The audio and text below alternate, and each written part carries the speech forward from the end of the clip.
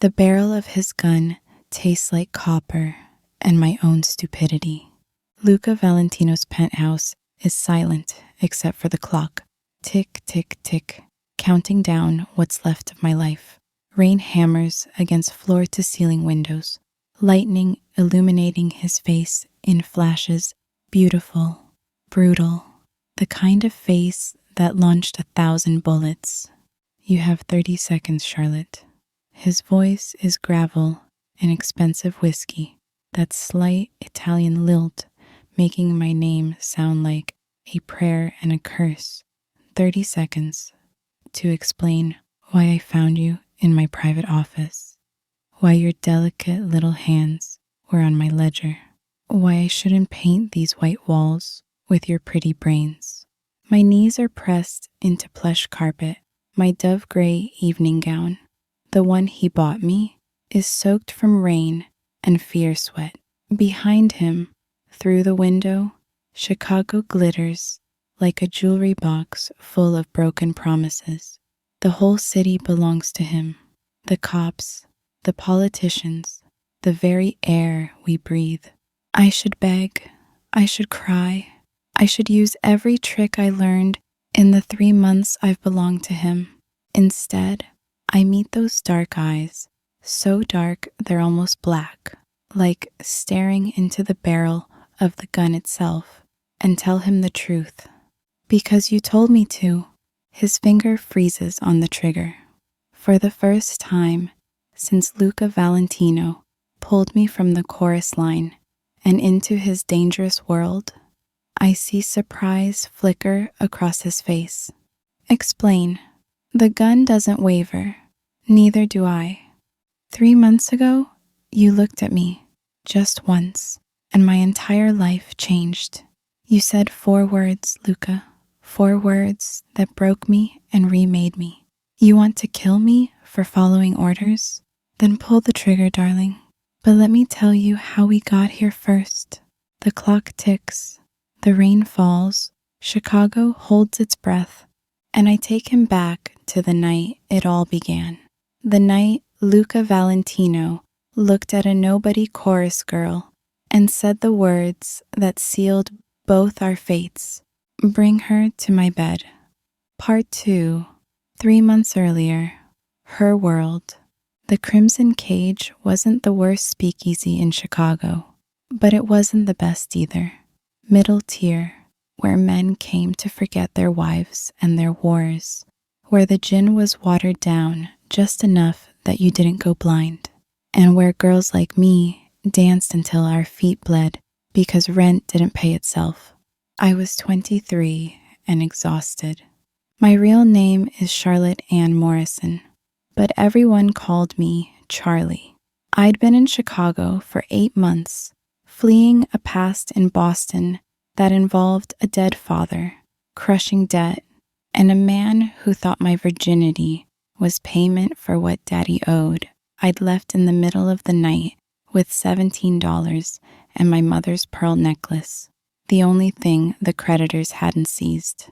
In Chicago, I became invisible, just another flapper in a city full of them, another girl with bobbed dark hair and big dreams that kept getting smaller.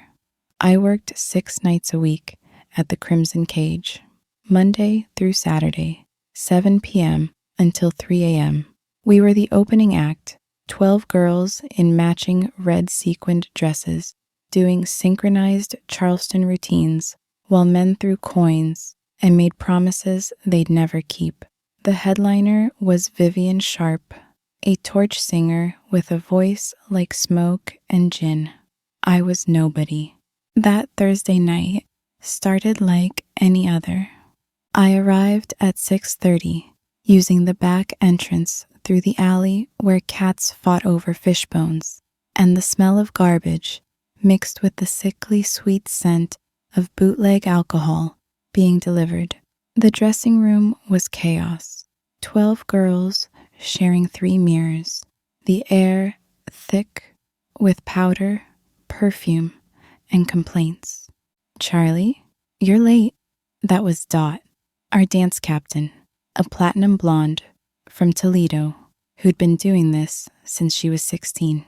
She was 28 now, and you could see every year in the lines around her eyes.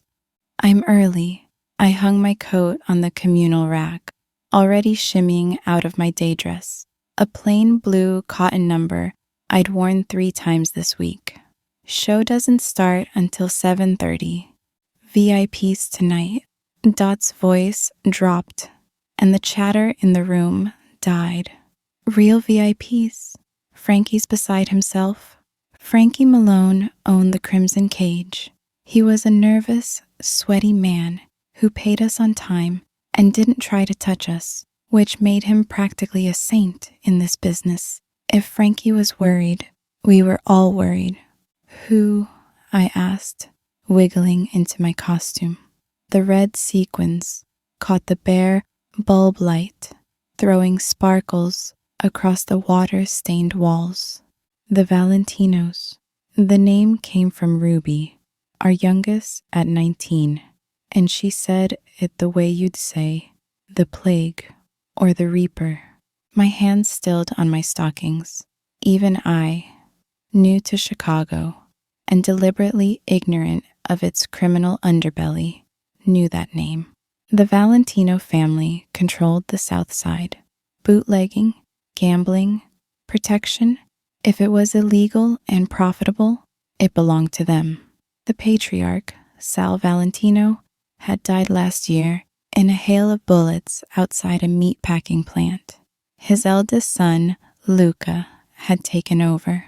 The stories about Luca Valentino varied depending on who was telling them. Some said he was worse than his father, colder, more calculating, more willing to eliminate anyone who crossed him.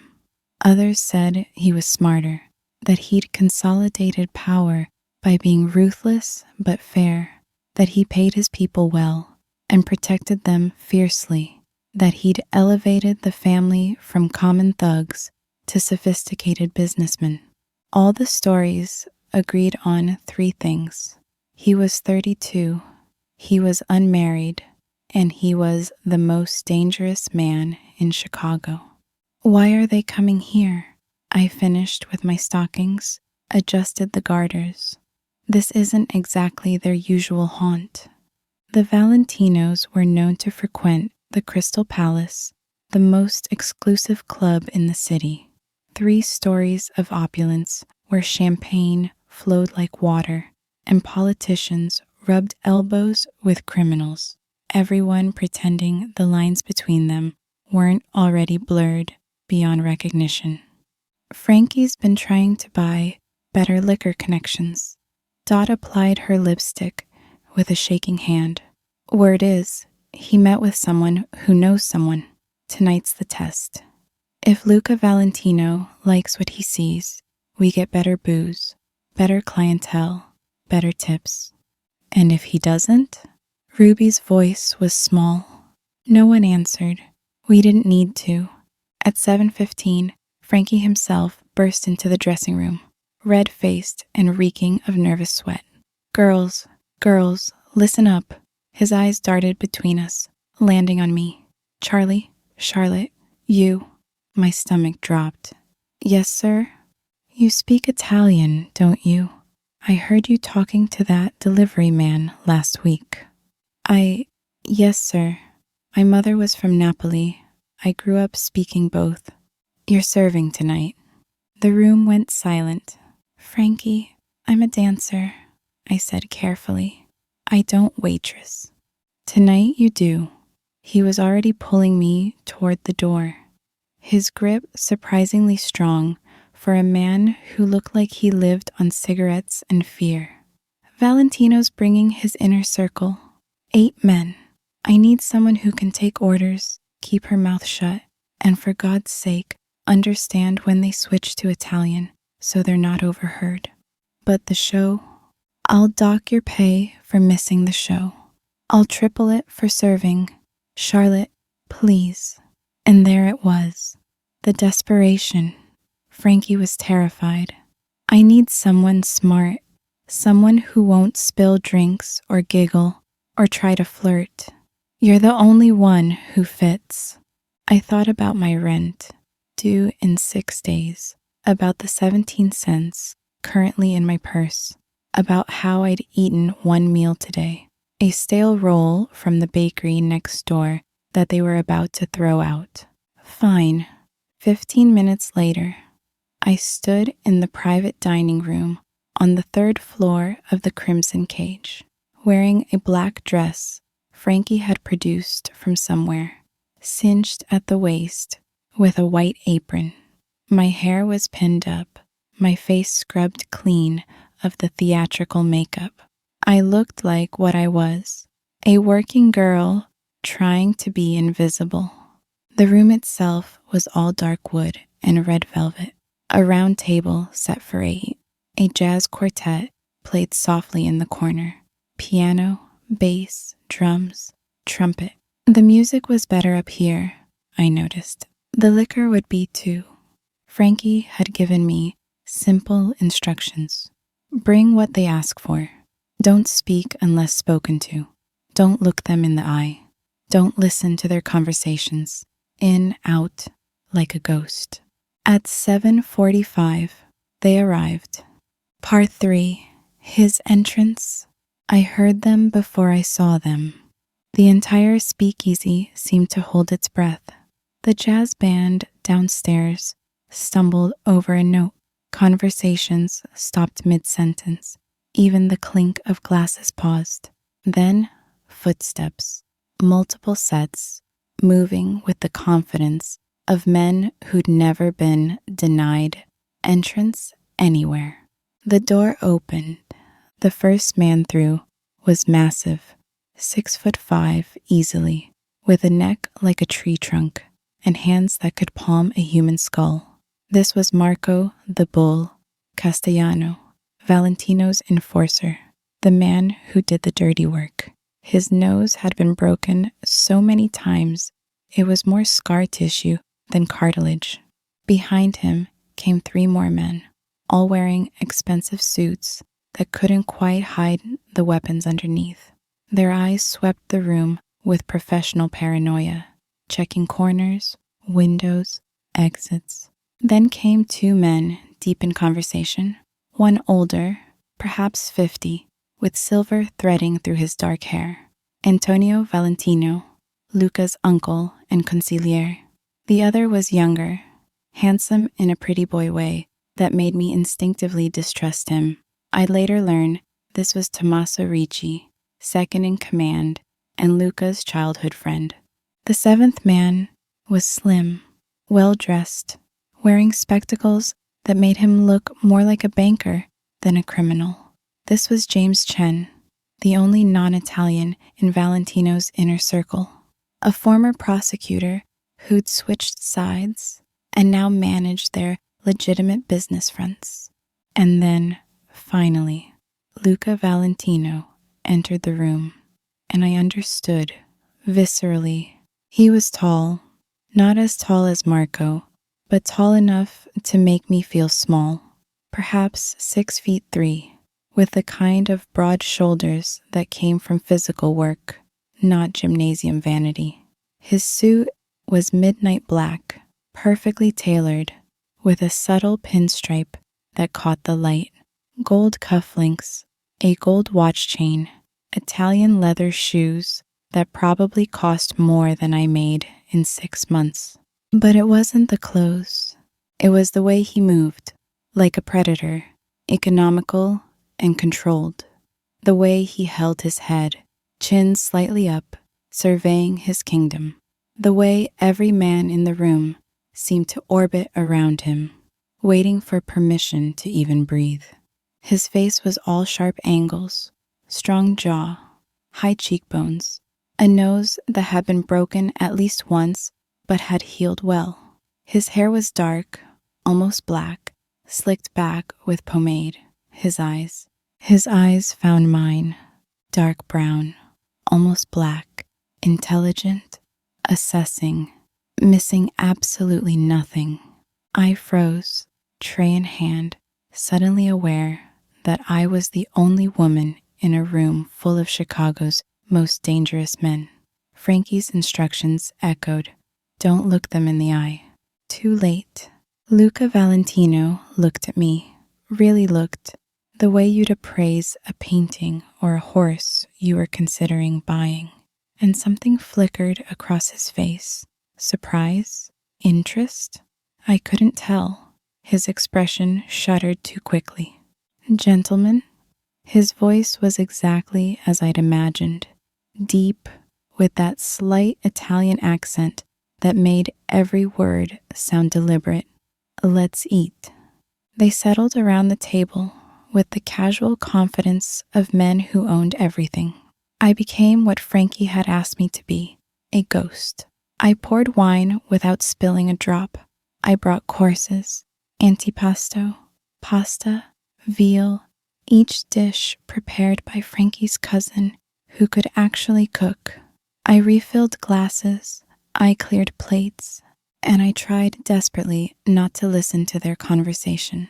They spoke in English at first, discussing business, a shipment coming in from Canada, a speakeasy on the north side that was encroaching on their territory, a cop who was demanding more money to look the other way. Then Antonio said something in Italian, and they all switched. My mother's lessons came flooding back. I understood every word, even as I kept my face carefully blank, my eyes downcast. They were planning something big, a meeting with the Morellis, the family that controlled the West Side. There'd been tension for months, disagreements about territory, about the right way to do business, now that prohibition had made them all rich. Luca wanted to negotiate. Antonio thought they should send a message first, something bloody enough to bring the Morellis to heel. "Violence begets violence, Zio," Luca said, his fingers wrapped around a glass of wine. Red, expensive, probably from his own private collection. "We kill their men. They kill ours. When does it end?" "When they submit," Antonio replied. "Your father understood this." "My father is dead." The temperature in the room dropped 20 degrees. Shot in the street like a dog because he made enemies faster than allies. I won't repeat his mistakes. Silence. Even I, pretending to arrange bottles at the bar cart, felt the weight of it. Then Luca's voice, softer, but somehow more dangerous. "We meet with Morelli. We negotiate. If he's reasonable, we find compromise. If he's not, a pause. Then we eliminate him and every man loyal to him in a single night. No warning, no mercy, total annihilation." The men around the table nodded. This was leadership, the iron fist wrapped in velvet, but iron nonetheless. I was refilling Tommaso's wine when it happened. My hand trembled, just slightly, just for a second, and a single drop of wine fell onto the white tablecloth. One drop, dark red against pristine white. Every man at the table looked at the stain, then at me. "Mi dispiace," I whispered. "I'm sorry." The Italian came automatically, my mother's voice in my ear. "Always apologize. Carlotta, pride fills, no bellies." Luca's head tilted. "You speak Italian." It wasn't a question, but I answered anyway. "Si, signore. My mother." "What's your name?" He'd switched to Italian now, the words flowing like wine, like blood. "Charlotte Morrison, sir. Everyone calls me Charlie." "Charlotte." He said it in Italian, Carlotta, and something in my chest constricted. "You work here?"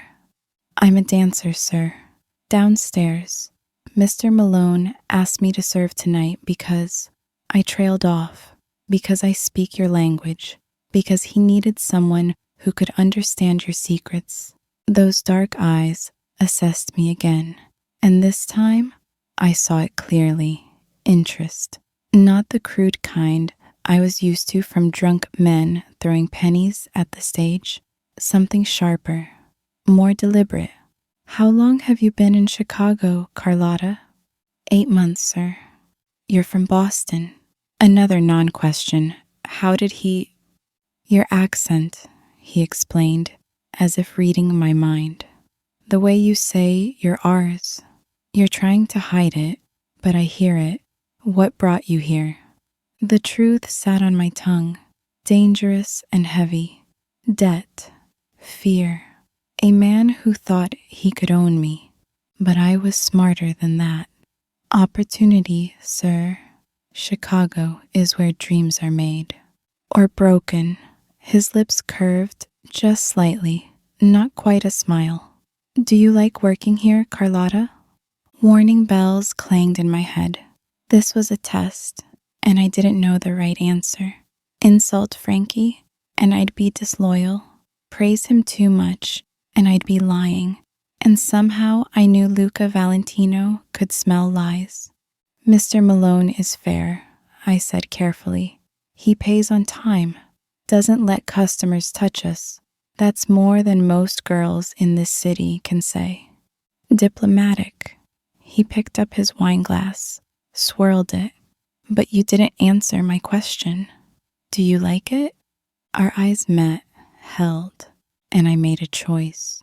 The first of many that would unravel my carefully controlled life. No, sir, I don't. The honesty seemed to please him. What would you prefer?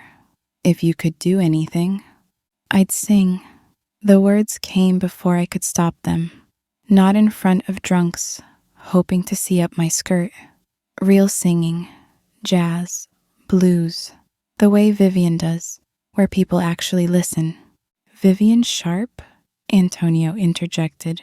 The torch singer downstairs? She's magnificent, I said, and meant it.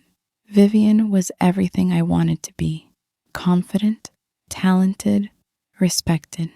Men came to hear her voice, not to leer at her legs. Luca was still watching me, his gaze intense enough that I felt it like a physical touch. Sing something. My throat closed. Sir, you want to be a singer? Sing. I couldn't. I'm working, and I don't have accompaniment. Carlotta. My name in his mouth was a command and a caress. Sing. The room held its breath. The jazz quartet in the corner had gone silent. 7 of Chicago's most dangerous men waited. I thought about refusing, about saying I was too nervous, too unprepared, that this was inappropriate. Instead, I closed my eyes and sang the first thing that came to mind. A song my mother used to sing, an old Neapolitan folk song about lost love and longing. Torna a Sorrento. My voice was rusty from disuse, shaking with nerves at first, but then muscle memory took over. All those years of my mother's lessons, of singing in church, of dreaming about stages larger than this.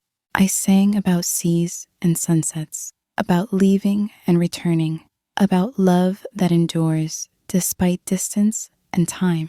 The Italian rolled off my tongue like honey, like prayer. When I finished, the silence was absolute. I opened my eyes.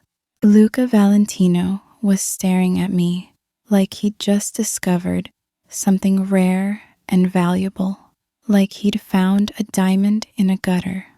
Bellissima, he breathed. Beautiful. Then, louder, to his men. Clear the room. Confusion flickered across faces. Boss? Tommaso asked.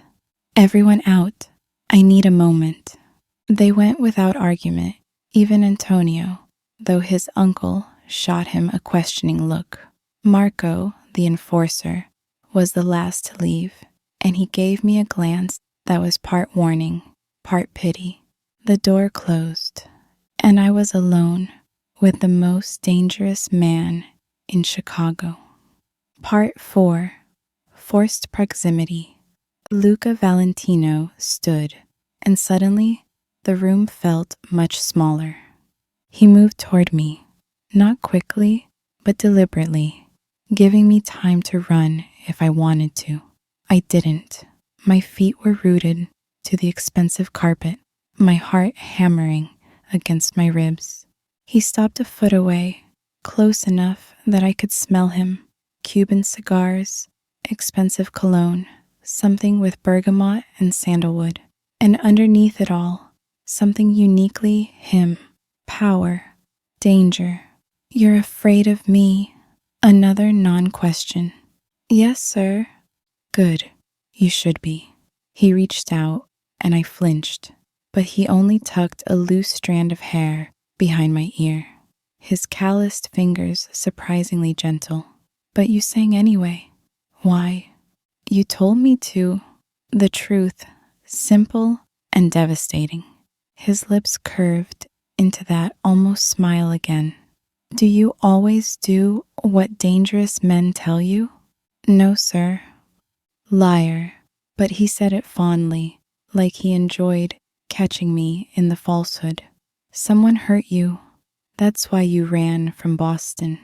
It wasn't a question, so I didn't answer. But he saw the confirmation in my eyes. What did he do? I shouldn't tell him.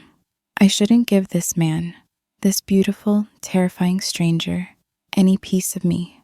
But his eyes were so dark, so knowing, and I was so tired of carrying it alone. My father died last year. He had debts, gambling mostly. A man named Richard Ashford held the largest one. He offered to clear the debt in exchange for you. Luca's voice went flat, emotionless. That scared me more than anger would have. I left the night before the wedding. Smart girl. His hand moved from my hair to my chin, tilting my face up, forcing me to meet his eyes. Charlotte Morrison, 23 years old, singing voice like an angel, running from a man who thought he could buy you, working 6 nights a week in a mediocre speakeasy, dancing until your feet bleed, invisible to everyone. Each detail was a shock. How do you... His thumb brushed my lower lip, and I gasped. Here's what's going to happen, Carlotta. You're going to stop working at the Crimson Cage. Tomorrow, you'll move your things to an apartment I own, nicer than whatever tenement you're currently in. You'll have singing lessons with the best instructor in Chicago. In 2 months, when you're ready, you'll be the headliner at the Crystal Palace. The world tilted. What? Why would you? Because I want to, said like. That explained everything. Like his wanting was reason enough. You have a gift. It's being wasted here. I don't waste valuable things, Charlotte. I acquire them, protect them, make them shine. It sounded too good. No one gave gifts without expecting payment. What do you want from me in return? And there it was, that predatory smile, the one that showed teeth. You, I want you. Terror and something else, something hot and unwelcome, flooded my system. I won't be anyone's mistress. I'm not asking you to spread your legs, Kara. Though the way his eyes darkened suggested the thought wasn't entirely absent. I'm asking you to let me take care of you. Apartment, clothes, food, training, protection. In return, you sing. You eat dinner with me when I ask. You keep me company. You exist in my world. That's all? For now. The promise in those 2 words made my knees weak. I should say no. Every survival instinct I'd honed over 8 months screamed at me to refuse, to run, to not trade one cage for another, no matter how gilded.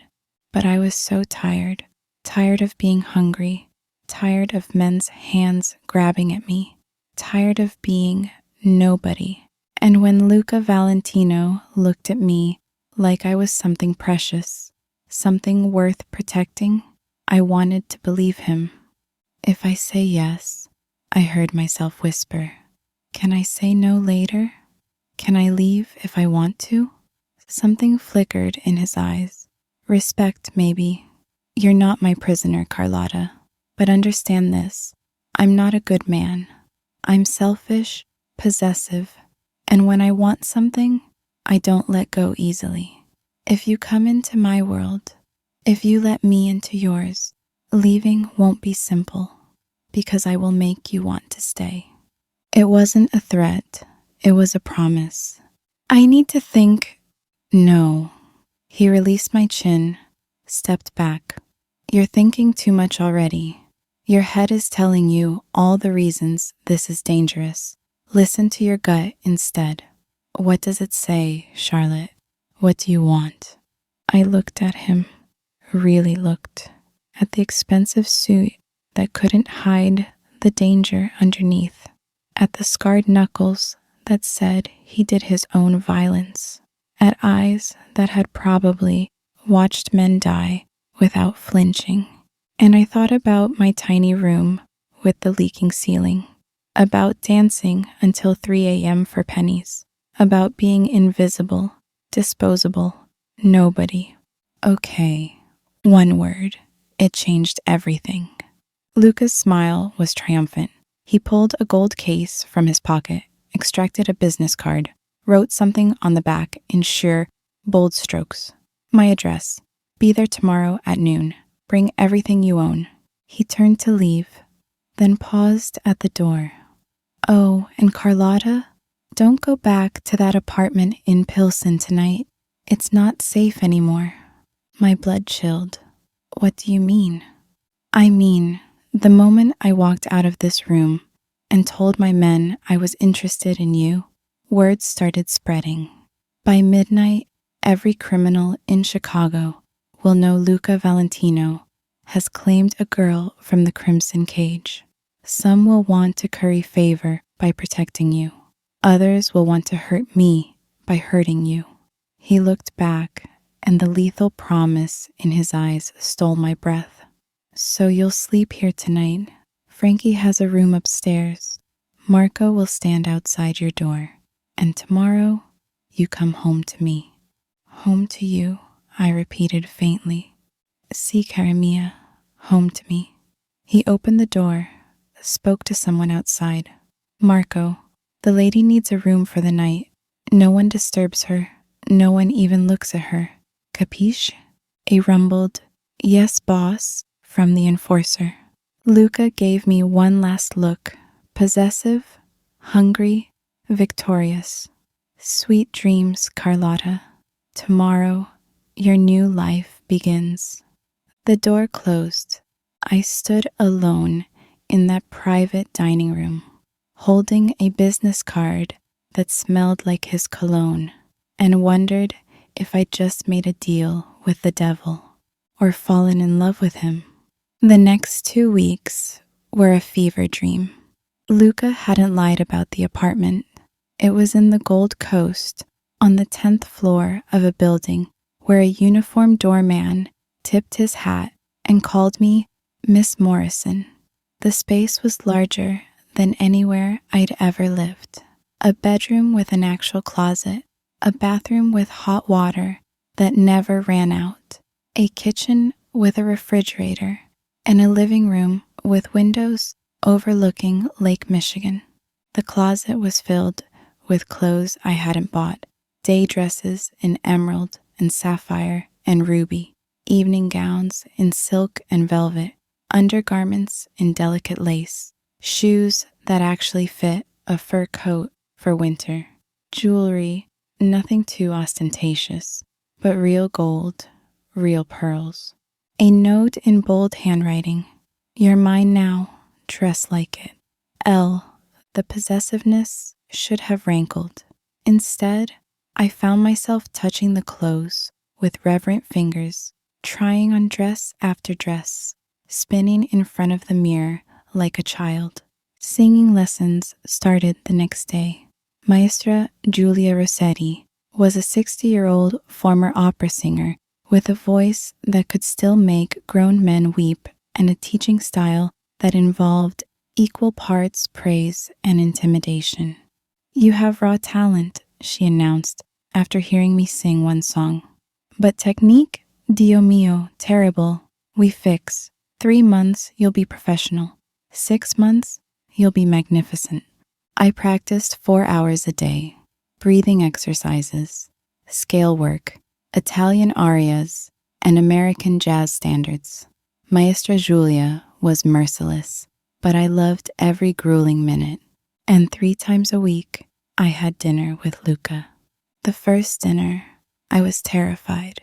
Marco picked me up at 7 in a black Lincoln, drove me to a restaurant I'd never heard of, the kind with no sign outside, where the maitre d' knew Luca by name and led us to a private room. Luca was already there, reading a newspaper, a glass of whiskey at his elbow. He looked up when I entered, and something in his expression softened.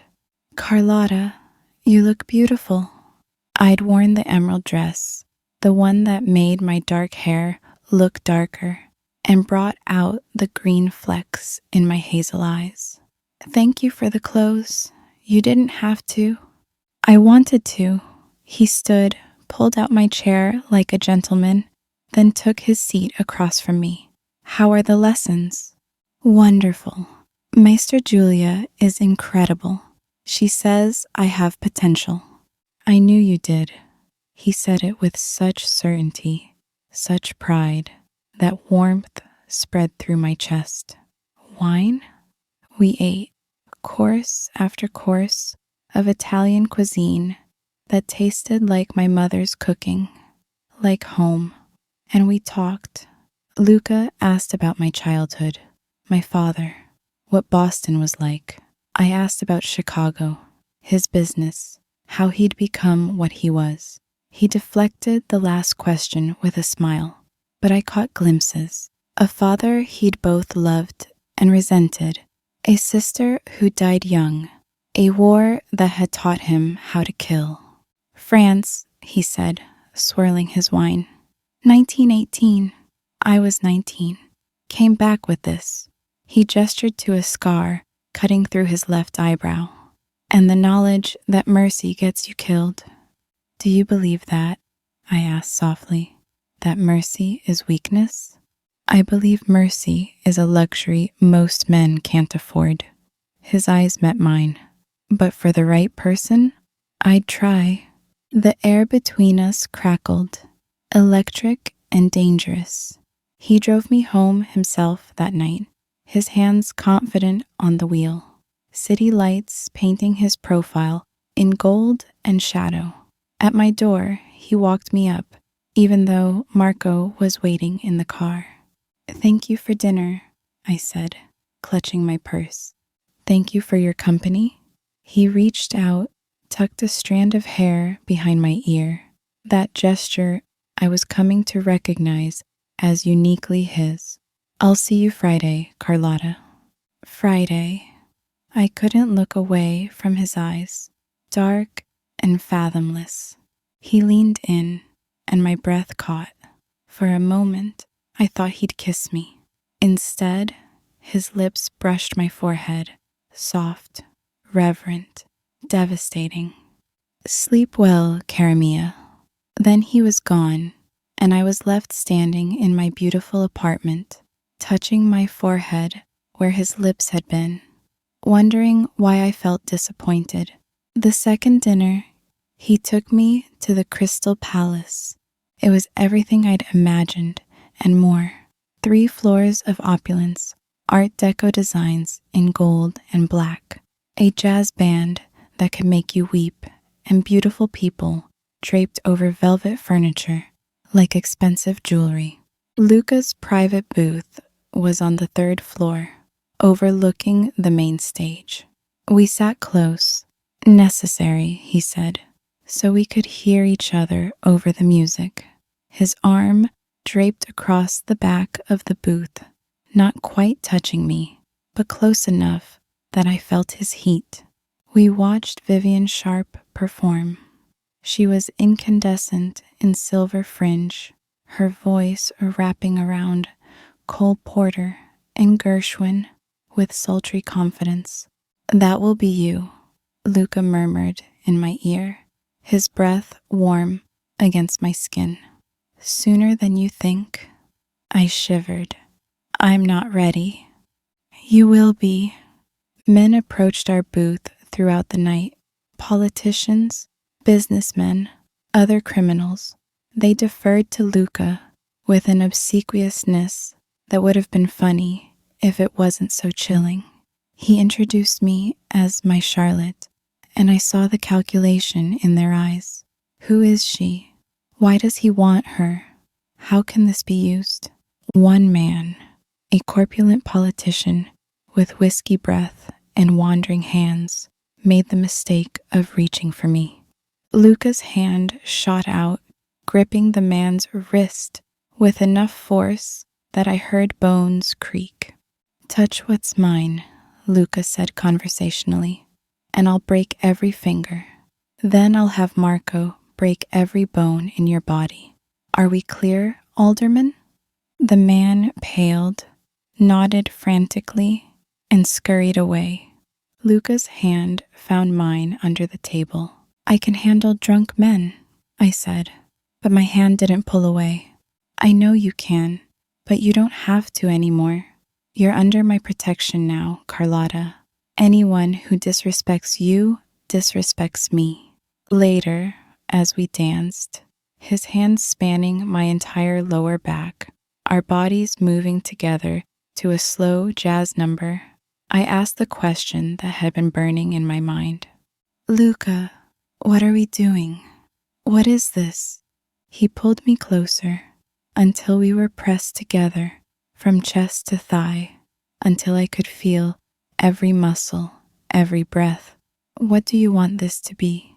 "You always answer questions with questions, and you always avoid saying what you're really thinking."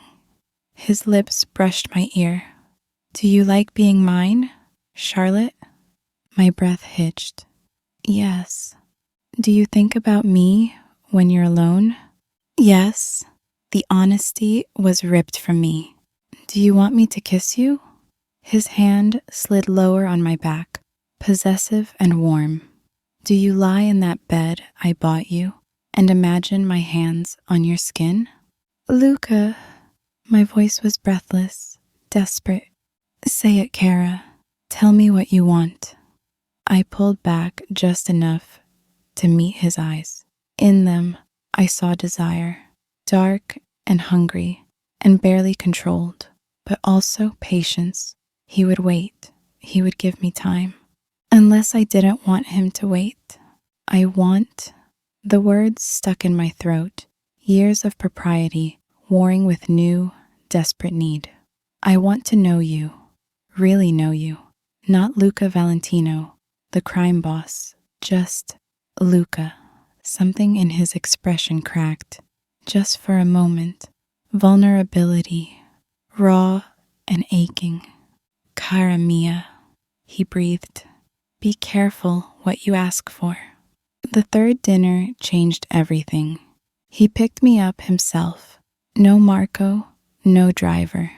He took me to a house on the outskirts of the city, large but not ostentatious, surrounded by trees. "Where are we?" I asked as he helped me from the car, his hand warm and solid in mine. "Somewhere no one will interrupt us." He led me inside, through rooms decorated with expensive but comfortable furniture, to a kitchen where something smelled incredible. I cooked.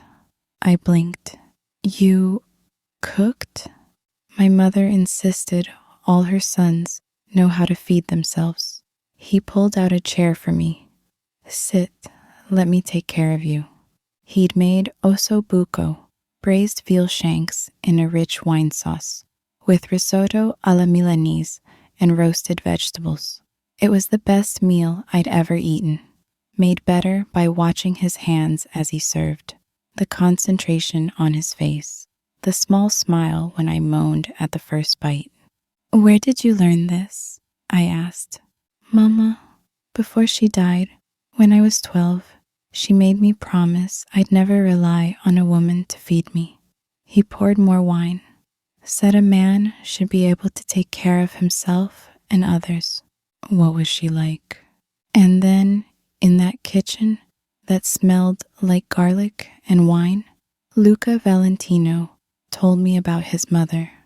Rosa Valentino had been small, fierce, with a voice that could make grown men quake and a heart that loved unconditionally. She'd married Sal, knowing what he was, hating his violence, but loving him anyway. She'd raised 3 sons, Luca, Marco, no relation to his enforcer, a cousin, and Gio, to be strong, smart, and loyal. She died of pneumonia, quickly and painfully, and Luca had been holding her hand when she'd whispered her last words, "Be better than your father, mio caro. Be the man I know you can be."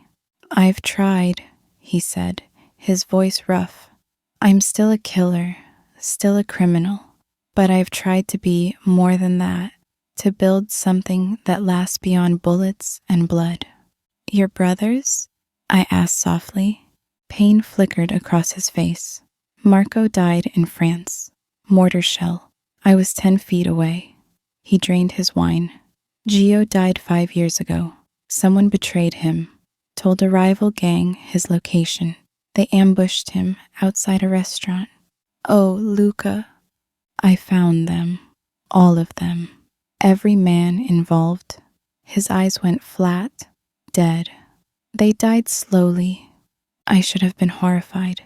Instead, I understood. This man, this dangerous, beautiful man, loved fiercely. And when that love was betrayed, his vengeance was absolute. "You've lost so much," I whispered. "So have you."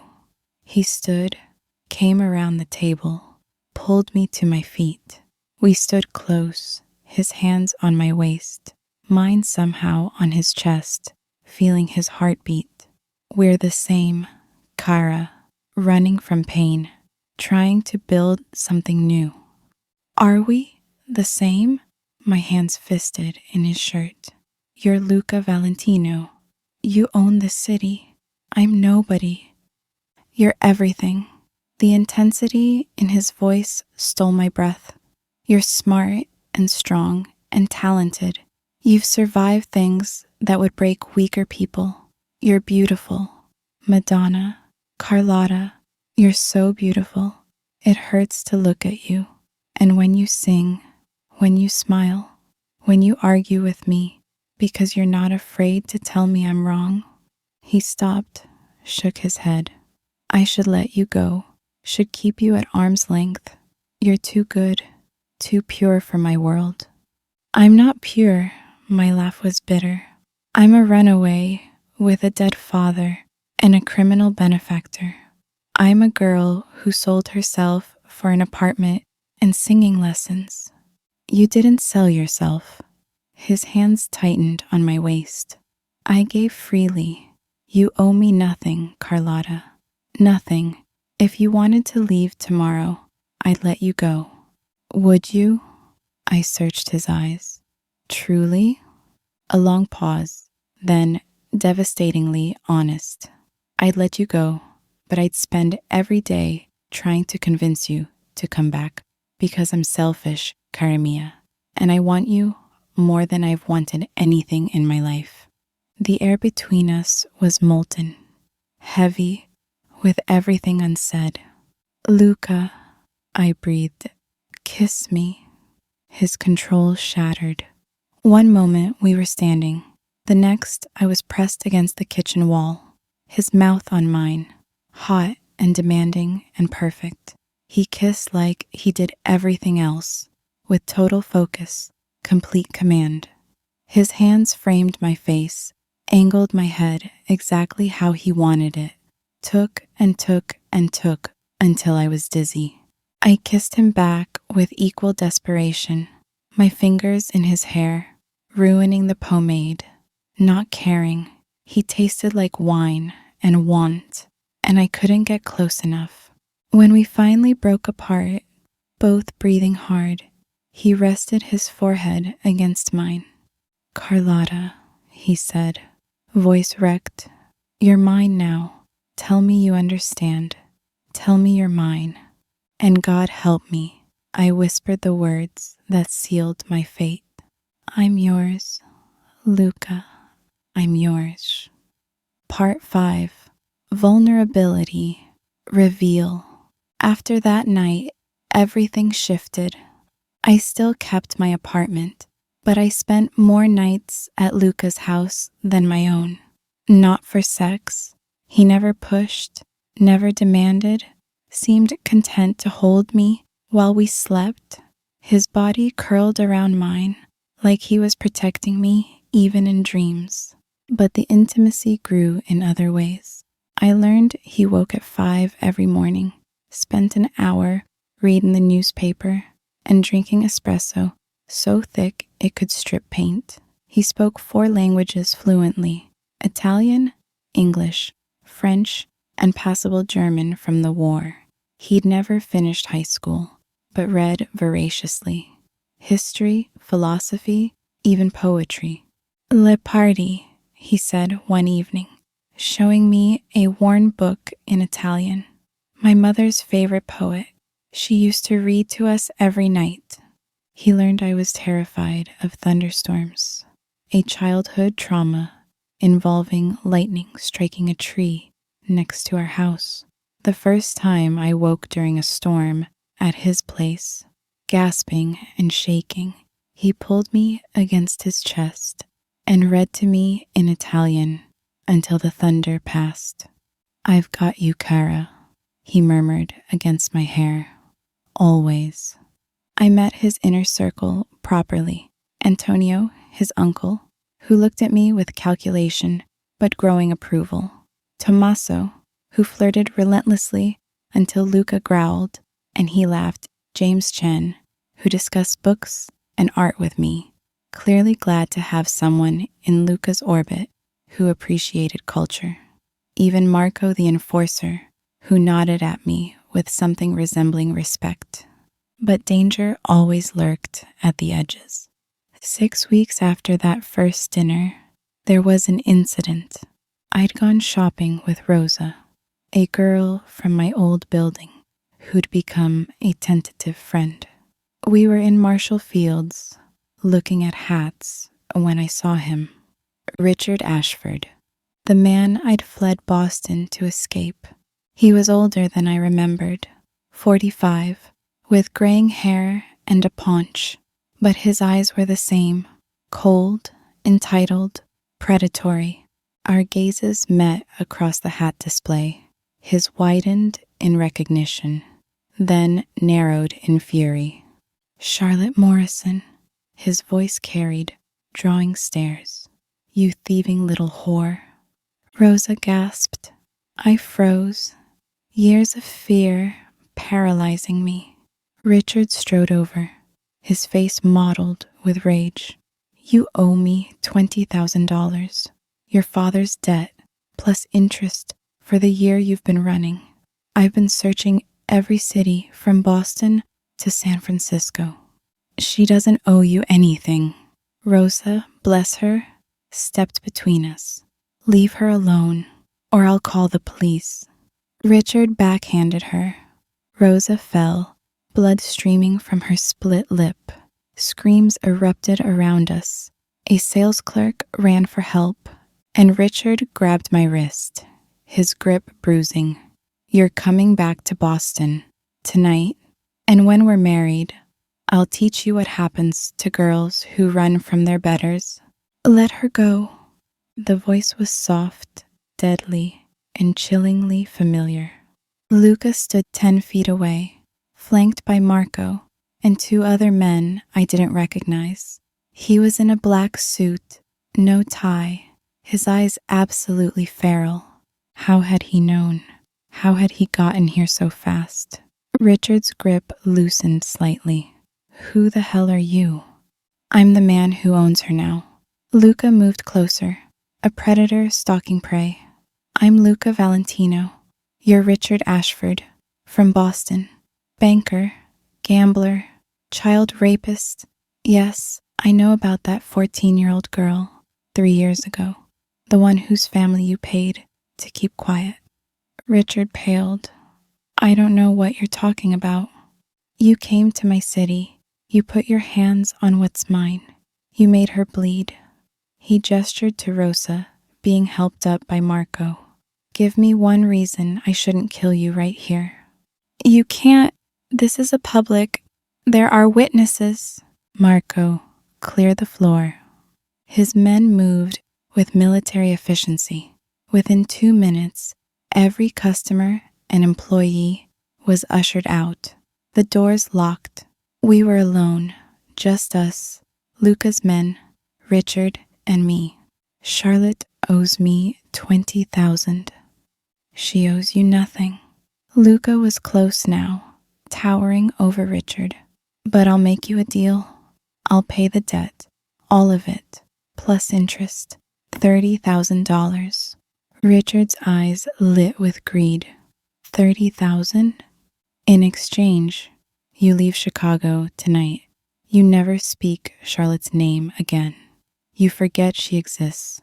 Because if I see you in my city again, if I hear you've contacted her, if you so much as think her name too loudly.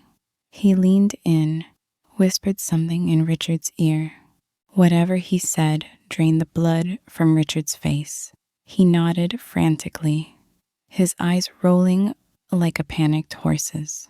Good. Luca straightened, pulled out a checkbook, wrote with bold strokes. Marco will escort you to the bank.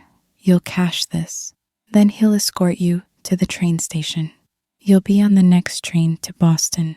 If you're still in Chicago in 6 hours, the deal is void. Capiche? Richard grabbed the check with shaking hands, nodded again, and nearly ran from the store, with Marco following. Luca turned to me. I was shaking, tears streaming down my face, Rosa's blood on my dress. Carlotta! I threw myself into his arms. He caught me, held me tight, his hand cradling the back of my head. You're safe, he murmured. I've got you, always. How did you know?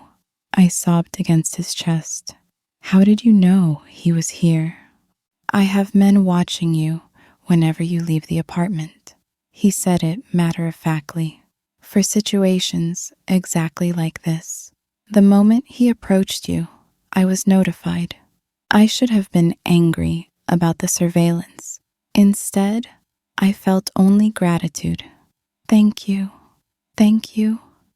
Shh. You never have to thank me for protecting you. It's not a favor, Kara. It's my obligation, my privilege. He pulled back, cupped my face, his thumbs wiping away tears. He'll never hurt you again. I promise. And standing in that locked department store, held by a man who'd just bought my freedom with casual violence and $30,000, I understood something fundamental. I didn't just care for Luca Valentino. I was falling in love with him. That night, in his bed, I told him everything about my father's gambling, my mother's death from heartbreak, Richard's proposal that was really a purchase, about fleeing with nothing, about the fear that had followed me like a shadow. Luca listened, his hand stroking my hair, his body warm and solid beside me. When I finished, he was quiet for a long moment. Then, I was 10 when my father first took me on a collection run. Some shopkeeper hadn't paid his protection money. Papa brought me to watch. He beat that man so badly, broke both his legs with a pipe. Then he turned to me and said, "This is power, Luca. This is respect. They fear you or they destroy you. There's no middle ground. His voice was emotionless, but I felt the tension in his body. I grew up believing that, joined his crew at 16, killed my first man at 17. Some Irish punk who'd insulted my mother. Papa was proud, said I was finally a man. When he died, everyone expected me to be exactly like him. Brutal, paranoid, always escalating. But you're not, I whispered. I'm worse in some ways, more efficient, more calculating. I don't lose my temper and beat people in the street. I plan, I strategize. When I eliminate a threat, I eliminate everyone connected to them. No survivors, no loose ends. He turned to face me, and his eyes were anguished. I'm not a good man, Carlotta. I'm trying to be better, for my mother's memory, for my own sanity, but I'm still a killer, still a criminal. You deserve someone clean, someone who doesn't have blood on his hands. I reached up, touched his face. Do you think I'm naive? That I don't know what you are? I think you're seeing what you want to see. You're falling for a fantasy, a version of me that doesn't exist. I see you, I said fiercely. All of you. The man who cooks for me, who reads poetry, who wakes up screaming from nightmares about the war, who killed his first man at 17 and carries that guilt like a stone. I see the violence and the tenderness, the control and the barely leashed fury. I see you, Luca, and I'm still here. I'm still choosing you. His breath shuddered out. You shouldn't. God, Carlotta, you should run from me. Should find some nice boy who'll give you a normal life. I don't want normal. I kissed him, soft and sure. I want you, all of you, the monster and the man. He groaned, rolled me beneath him, kissed me like he was drowning, and I was air. You're going to destroy me, cara mia, or I'm going to destroy you. This can't end well. I don't care. You should, but I don't. I pulled him closer, wrapped myself around him. I'm yours, Luca. Completely. Whatever that means, whatever comes, I'm yours. That night, we crossed a line we'd been dancing around for weeks. He was gentle, reverent, treating me like I was something precious and breakable. And when we finally came together, when he groaned my name like a prayer, I understood viscerally that I was ruined for any other man. Only Luca, always Luca. Part 6. External threat. For 3 glorious weeks, I lived in a bubble of happiness. I debuted at the Crystal Palace on a Saturday night in early November. Maestra Julia declared me ready. Luca had the main stage cleared, installed a spotlight, arranged for the best band in Chicago to accompany me. I wore a gown the color of blood, scarlet silk that clung to every curve, and I sang Billie Holiday and Ella Fitzgerald, Gershwin, and Porter. The audience was entranced. When I finished, the silence lasted 3 heartbeats before they erupted in applause. Luca, watching from his private booth, looked at me like I'd hung the moon. Afterward, in his office, he pulled me onto his lap and kissed me breathless. You were magnificent, he murmured against my lips. Every man in that room wanted you, and you're mine, Carlotta. Yours, I agreed, dizzy with success and his touch. I have something for you. He pulled a small box from his desk drawer. My breath caught. It was too small for a ring, but a key, gold, delicate, on a chain. To my house, he explained, fastening it around my neck. I want you there. Always. Move in with me, Kara. Officially. Luca, I know it's fast. I know we've only known each other 3 months. But I'm selfish, Charlotte. I want to wake up with you every morning. Want to come home to you every night. Want you in my bed, my life, my world. Say yes. How could I say anything else? Yes. His smile could have lit the city. He kissed me again, deep and claiming. And I thought, this is it. This is happiness. Nothing can touch us. I was wrong. The meeting with Angelo Morelli was set for a Tuesday night, neutral territory, a warehouse on the docks that belonged to neither family. Luca had been preparing for weeks. He'd bring Antonio, Tommaso, Marco, and James. They'd negotiate boundaries, territories, a truce that would prevent all-out war. He was optimistic, thought Morelli was reasonable.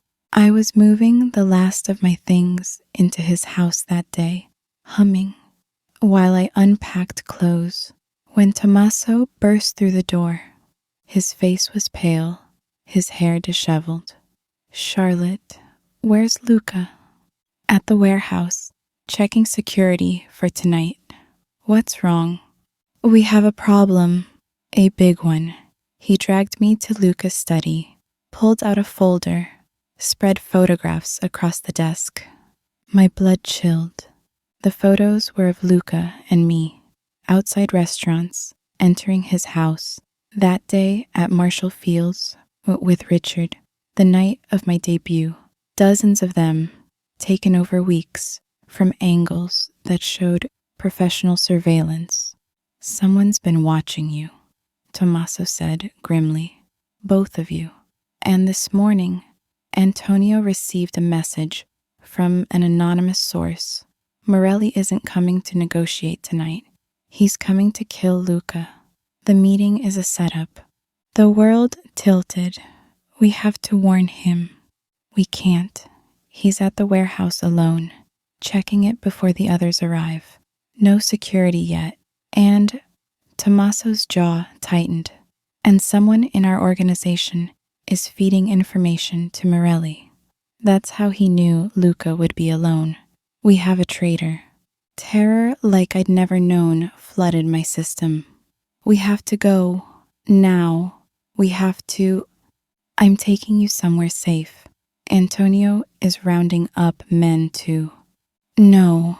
I grabbed his arm. Take me to him. Please, Tommaso. If Luca's in danger, I need to be there. I can help. You'll distract him. He'll be more worried about protecting you than himself. Then he'll fight harder. I met his eyes. Let him see my desperation. Please, I'm begging you. Take me to him or I'll go alone. Tommaso cursed in Italian, then grabbed his coat and his gun. You're as stubborn as he is. Come on. Stay close. Do exactly what I say. We took his car, drove too fast through darkening streets. The warehouse was on the edge of the city, isolated, surrounded by other abandoned buildings. Tommaso parked 2 blocks away. We go in quietly, he instructed, handing me a small knife. You stay behind me. If shooting starts, you run. Understand? I nodded, though I had no intention of running. We approached the warehouse through shadows. The main door was open. Wrong, Tommaso mouthed. He entered first, gun drawn. The space was cavernous, dimly lit by a few hanging bulbs. Crates and equipment cast long shadows, and in the center, under the brightest light, Luca. He stood alone, hands at his sides, facing 6 men with guns. Angelo Morelli was in the center, a heavy-set man in his 50s with cold eyes. Luca Valentino, I've wanted to do this for a long time. Morelli, Luca's voice was calm, unbothered. like he wasn't staring down certain death. I should have known you'd try something like this. You never had the balls for a fair fight. Fair? Morelli laughed. You killed my nephew last year, shot him in the street like a dog. You think I'd negotiate with you? Your nephew tried to rob one of my shipments, killed 2 of my men. What did you think would happen? I think you're about to find out what happens when you cross me. Boys, wait. Another voice, familiar but wrong. James Chen stepped from the shadows, and my blood turned to ice. The man I'd shared dinners with, who'd discussed literature, who'd seemed so civilized. He was the traitor. James, Luca's voice was soft, devastated. You? I'm sorry, Luca, truly. But James's gun was steady. But Morelli offered me something you never could, a partnership, real power, not just crumbs from your table. You're a good boss, but you're still the boss. I'm tired of being second tier. I trusted you. The pain in Luca's voice was a physical thing. Gave you everything. Made you family. You made me an employee. James's face hardened. Morelli, let's get this done. I didn't think, didn't plan. I just moved. I ran from the shadows, putting myself between Luca and the guns. My arms spread wide. No! 7 men froze. Luca's eyes went wide with horror. Carlotta, you want to kill him? My voice shook, but held. You go through me first. The girl, Morelli smiled slowly. The singer, we've been watching her. Luca Valentino, the man who never gets attached, who never shows weakness, and he falls for a little nobody from a chorus line. James said it was true, but I didn't believe it. This is better than killing you, Luca. I think I'll keep her, use her until I'm bored, then sell her to the highest bidder. Luca went absolutely still. When he spoke, his voice was death itself. You touch her, you die. Not quickly, not cleanly. I will make your death last week's, Morelli. I will make you beg for mercy. And when you finally die, I will eliminate every person who shares your blood. Children, grandchildren. I will wipe your family from existence. Big words from a dead man. Morelli raised his gun. Gunfire exploded, but not from Morelli's men, from the warehouse doors, the windows, the shadows themselves. Antonio burst in with 20 men, weapons blazing. Tommaso, beside me, took down 2 of Morelli's guards before they could blink. Marco appeared from somewhere, roaring like his namesake, his fists already bloody. Chaos, screaming, bullets ricocheting. Luca grabbed me, pulled me down behind a crate, his body covering mine. What the hell are you doing here? Saving you, I shouted over gunfire. You could have been killed. So could you. He kissed me, hard and desperate. Stupidly brave woman. I love you. Do you hear me? I love you, Carlotta. I love you too, and I did. God help me. I loved this dangerous man more than my own life. More gunfire, then silence. Slowly we stood. Morelli's men were dead or disarmed. Antonio stood over Morelli himself, a gun to his head. James Chen was on his knees, blood streaming from a shoulder wound. Marco's massive hand on his neck. Luca walked toward them, his expression colder than I'd ever seen. You made a mistake tonight, Morelli. You threatened what's mine. You plotted to hurt my Carlotta. He took the gun from Antonio, pressed it to Morelli's forehead. I should kill you now, but that would be merciful. Instead, you're going to deliver a message. You're going to tell every family in Chicago what happens when you cross Luca Valentino. He pulled the trigger. The bullet grazed Morelli's ear, taking off a chunk of flesh. Morelli screamed. That's for plotting my death. Luca moved the gun down, shot Morelli in the kneecap. That's for threatening Charlotte. And this, another shot, the other knee. This is so you remember every time you walk for the rest of your pathetic life. You'll remember you don't fuck with me. He turned to James, and the betrayal in his eyes was horrible to witness. You, I trusted. You, I gave everything. Luca, James gasped. Please. You sold me for ambition, for power. Luca's hand was steady.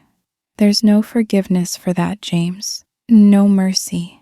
He fired once, clean, efficient. James crumpled.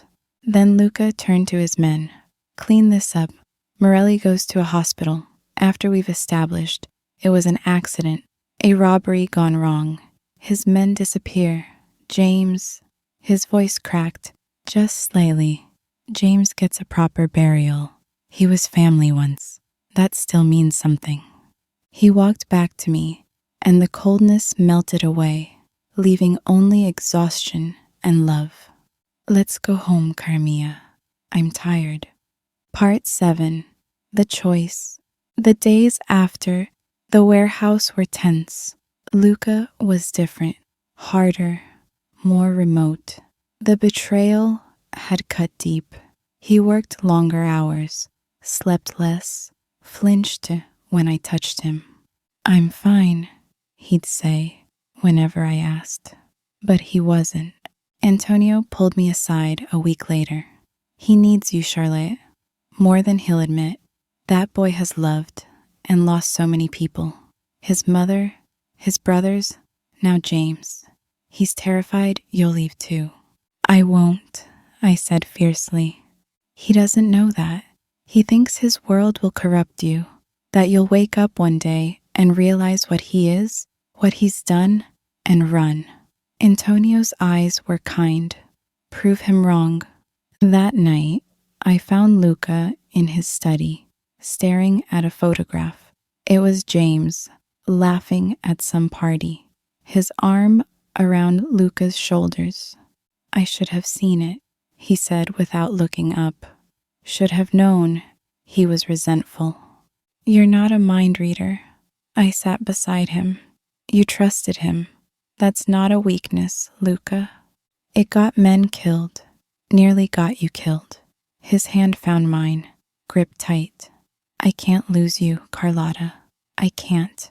You're the only good thing in my life. The only pure thing. I'm not pure. I'm right here in the mud with you. I cupped his face, made him meet my eyes.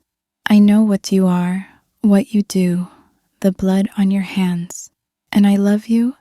Anyway, I love you because of it, not despite it. Because that violence, that darkness, it protects me.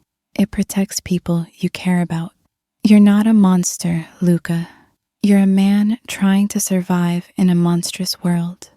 His eyes glistened. You should leave. Go somewhere safe. I'd set you up. New city, new name, money to start over. You could be normal, free. I don't want normal. I want you. Charlotte ... No, I climbed into his lap, framed his face with my hands. Listen to me. I'm not going anywhere. I'm yours, Luca Valentino. Completely, irrevocably yours. You want to marry me? I'll marry you. You want me to have your children? I'll give you 12. You want me to stand beside you while you run this city? I'll be your partner, your equal, your queen. Whatever you need, whatever you want, I'm yours. He stared at me, and I saw the exact moment he believed me. The moment he let himself hope. Marry me, he breathed. Marry me, Carlotta. Make it official. Let me call you my wife. Let me give you everything. My name, my protection, my love, everything I am, everything I have. Marry me. Yes, joy bubbled up, bright and effervescent. Yes, yes, 1,000 times. Yes. He kissed me like he was sealing a vow, like he was branding me, claiming me, making me his in every way that mattered. When we finally broke apart, he pulled a ring from his pocket. Had he been carrying it, waiting for the right moment? It was gorgeous, a square-cut diamond surrounded by smaller stones set in platinum. It was my mother's, he said, sliding it onto my finger. She made me promise I'd give it to someone worthy, someone strong and smart and brave, someone like you. I looked at the ring, at him, and felt tears spill over. I love you, Luca. I love you so much. And I love you, cara mia, my Charlotte, my wife. He stood, lifted me with him, spun me around like we were dancing. We'll have the wedding next month. Small, intimate, just family. Then a honeymoon. Italy, I'll show you where my mother grew up. And when we come back, you'll be Mrs. Valentino, my partner in everything. It was perfect. It was everything I'd ever wanted. For 3 days, I lived in bliss. Then everything shattered. Part 8, Cliffhanger. I found the ledger by accident. Luca had asked me to get a file from his study, something about vendor contracts for the Crystal Palace. I was searching his desk when I knocked over a stack of papers and a leather-bound book fell out. The ledger. It was filled with names, dates, amounts, business records. I thought at first. Then I looked closer, and I saw my name, Charlotte Morrison. Surveillance initiated September 1st. Protection detail assigned September 2nd. Contact made September 3rd. My blood chilled. September 1st was 2 days before we'd met. Before that dinner where I'd served his table, where he'd heard me sing. I flipped back, hand shaking. Richard Ashford, Boston, 20,000 debt leverage opportunity. Subject, Charlotte Morrison, singer, virginal, vulnerable, approach angle, rescue and protection. Timeline, 3 months to full dependence. No, no, no, no. Antonio Valentino's note. This girl is perfect for you, Luca. Exactly your type. Needy enough to be grateful. Talented enough to be useful. Traumatized enough to bond quickly. Ashford's easy to pay off or eliminate. She'll never know it was orchestrated. The ledger fell from my numb fingers. Luca had known. Before we'd ever met, he'd known about me, about Richard, about my debt, my vulnerability, my desperation. He'd orchestrated everything. The dinner at the Crimson Cage, he'd told Frankie to put me in that room. The rescue from Richard, he'd paid Richard to come to Chicago, to confront me publicly so Luca could play hero, the apartment, the clothes, the singing lessons. Bait in a trap I'd walked into willingly. No, I whispered. It can't be. Charlotte. I spun. Luca stood in the doorway, his face stricken. It's not what you think, he said quickly. Let me explain. You knew. My voice broke. You knew everything about me before we met. You targeted me, manipulated me. No, yes, it started that way.